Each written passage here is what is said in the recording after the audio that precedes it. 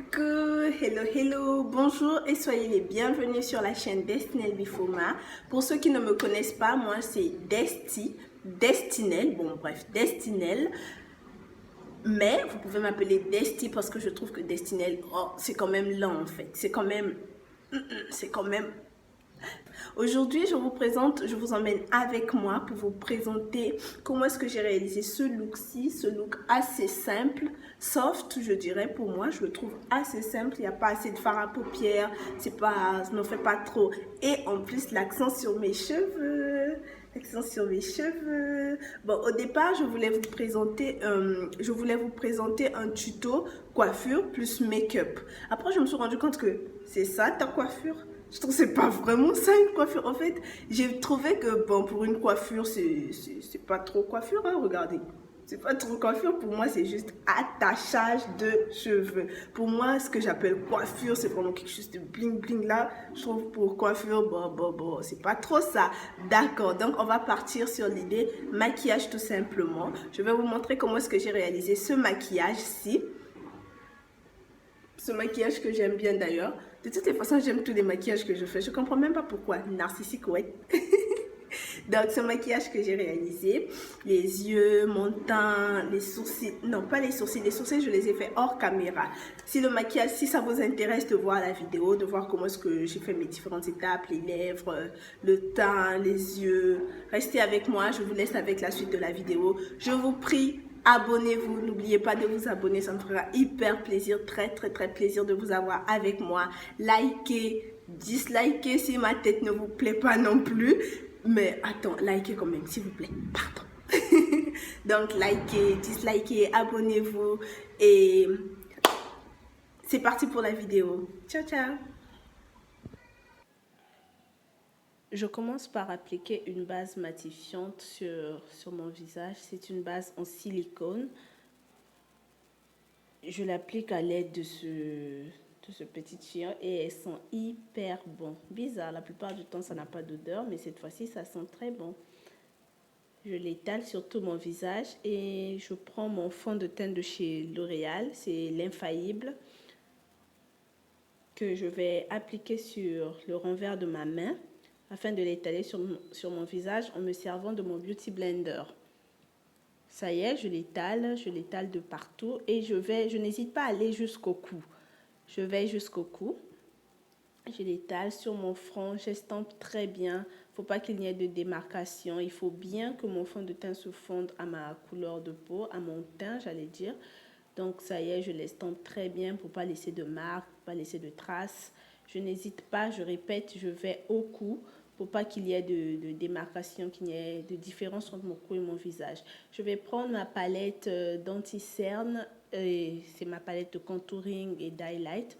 Je prends les parties un peu plus claires qui ressemblent un tout petit peu à mon fond de teint, qui s'assimilent un peu à la couleur de mon fond de teint.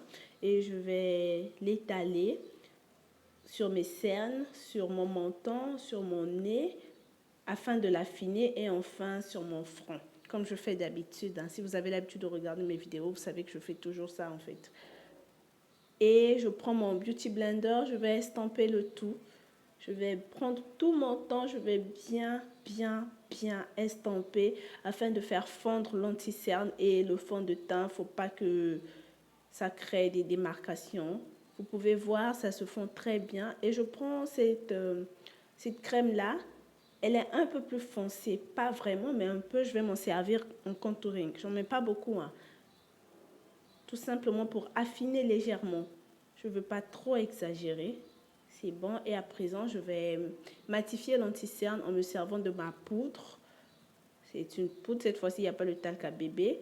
Pour pas qu'il y ait des plis, je vais en appliquer légèrement. Je souffle dessus, j'applique d'abord un peu pour bien matifier la zone, pour pas que ça me crée des plis.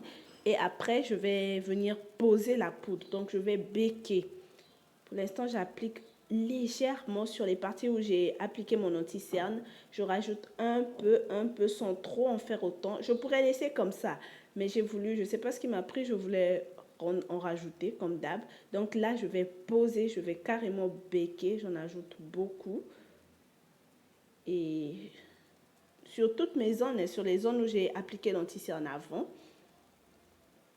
Là, c'est bizarre, mais je trouve que je ressemble trop à la mannequin, là, celle qui a le vitiligo. J'ai oublié son nom, elle s'appelle Winnie, je pense. Et oups, on prend la palette, ma palette de chez Juvia's. Et on va faire les yeux. Pour les yeux, c'est comme j'ai dit au début, hein, c'est quelque chose de très simple, pas très compliqué. Je prends la couleur de transition. Elle est un peu pourpre, un peu rosâtre, un peu violâtre. Et je l'applique vite fait, bien fait, légèrement, facile, fastoche à reproduire, pas trop de complications. Et je prends ce marron-là pour essayer un peu d'apporter un peu plus de... Bon, vous voyez ce que je veux dire, hein? Je rajoute un peu. Vous pouvez bien voir le marron, il ne se fait pas trop voir en fait. Mais ce n'est pas grave. Et on va prendre un fard irisé de cette couleur-là que je vais rajouter sur ma paupière mobile. Ça y est, je rajoute avec ce type de pinceau-là. Comme j'ai dit, c'est pas compliqué, on ne se prend pas la tête. Et là, j'ai appliqué mes faux cils, mon eyeliner hors caméra. Je vous montre tout simplement ce que ça donne. Vous pouvez voir. Et je prends mon pinceau. Je vais commencer par enlever la poudre que j'ai mis afin de béquer. Je la retire à l'aide du pinceau. Ça y est, vous pouvez voir. Je retire et on va... Je vais passer au blush. Ça y est, je retire. Et je prends ces trois couleurs-là pour faire mon blush. La plupart du temps, j'aime quand il est rosé le blush, mais je sais pas, bon, vu que j'avais que cette palette-là à portée de main, je voulais pas aller chercher l'autre. Donc, je me suis servi de ça pour faire mon blush. De toutes les façons, ça réchauffe quand même, hein, ça réchauffe quand même. C'est quand même pas mal. Et je vais matifier le tout, je vais fusionner le tout en me servant de ma poudre de chez Maybelline Fit Me. Donc, je vais appliquer ma poudre partout sur le reste de mon visage pour fusionner le tout. Et on passe à l'étape des lèvres. Je commence par appliquer du gloss, contrairement à ce que je fais d'habitude. D'habitude, j'applique le crayon en premier, après mon liquid lipstick, mais là, je vais commencer par le gloss et le crayon. Et au milieu, je vais rajouter un petit rosé légèrement pour faire l'effet naturel. Donc là, je redessine les lèvres au crayon, un crayon marron, mon crayon marron que j'aime tant. Ça y est, et je rajoute mon liquid lipstick. On ne se prend pas la tête, hein, c'est pas grand chose, on ne se complique pas trop. Et un peu d'illuminateur et le tour est joué.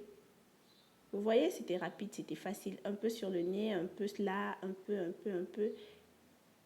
On rajoute un peu sur l'arcade sourcilière, un peu légèrement sur le front. Et voilà le résultat final. J'espère que la vidéo vous aura plu. Je vous dis au revoir et à la prochaine vidéo.